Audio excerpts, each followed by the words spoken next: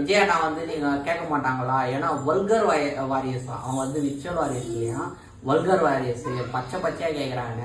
ஒரே ஒன்று கேட்கிறேன், அண்ணன் வந்து கண்டிக்கலையான்ட்டு. அப்போ இவ்வளவு அசிங்கமா பேசுறீங்களே, இவ்வளவு யாரும் கண்டிக்கிறது? எந்த இது பண்றது? அப்படி இதெல்லாம் யாரும் கேட்க மாட்டாங்களா? யாரும் சொல்ல மாட்டீங்க, அதே தானே நீங்க தானே பண்றீங்க. ஆனா அதுல ப்ரொஃபைல்ல போய் பார்த்தா நீங்க யாரு, நீங்க எதுல இருக்கிறீங்க, நீங்க என்ன மாரி ஆளு எல்லாமே நாங்க பாக்குறோம்.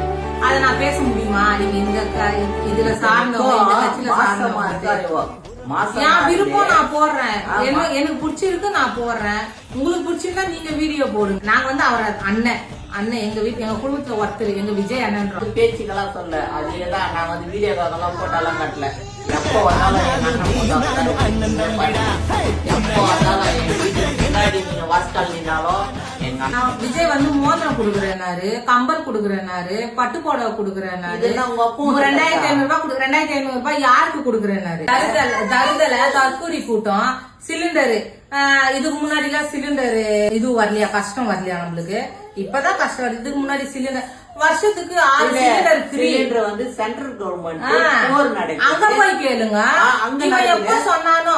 இவன் எப்ப சொன்னானோ சிலிண்டர் ஃப்ரீயா தரேன்னு சொல்லிட்டானோ அன்னைக்கு புச்சுது அந்த தருதலை நீயா இருப்ப, அவரா இருக்க மாட்டாரு. இது ஏன் நான் சொல்றேன்னா, என்ன வந்து இப்ப வந்து ஒரு கட்சியில இருக்கவங்க என்ன திட்டிருந்தா பரவாயில்ல, நான் கவனம் இருப்பேன். இதே உன்னுடைய கட்சியில இருக்கவங்களும் என்ன பேசுறாங்க, அதனாலதான் நான் இதை பேசுறேன். அண்ணன் வந்து உன்ன கட்சியிலேயே வரல, இன்னும் ஃபர்ஸ்ட் எலெக்ஷன் கூட ஸ்டார்ட் பண்ணல. அதுக்கே பயந்துட்டேன். நீ ஓட்டு கேட்கறது யாரு? எங்க அண்ணனை பத்தி வச்சு ஓட்டு கேட்கிற. யாரு ஆட்சியில இருக்கிறாங்களோ, யாரு ஆப்போசிட் ஆகுறாங்களோ அவங்க என்னென்ன பண்ணாங்கன்னு பேசி அப்படிதான் ஓட்டு கேட்டு நாங்களும் பழக்கம். எங்க அண்ணன் இன்னும் ஆட்சிக்கே வரல, உடனே இவரு என்ன பண்றாங்க? நாங்க வீட்டுக்காருக்கு உங்க அண்ணன் 5000 ரூபாய் கொடுக்குறாருன்னு கேளு அப்படின்னாரு. கண்டிப்பா இது வந்து எங்க அண்ணன் ஆட்சிக்கு வந்தாருன்னா இந்த கோரிக்கையை நான் வைப்பேன்.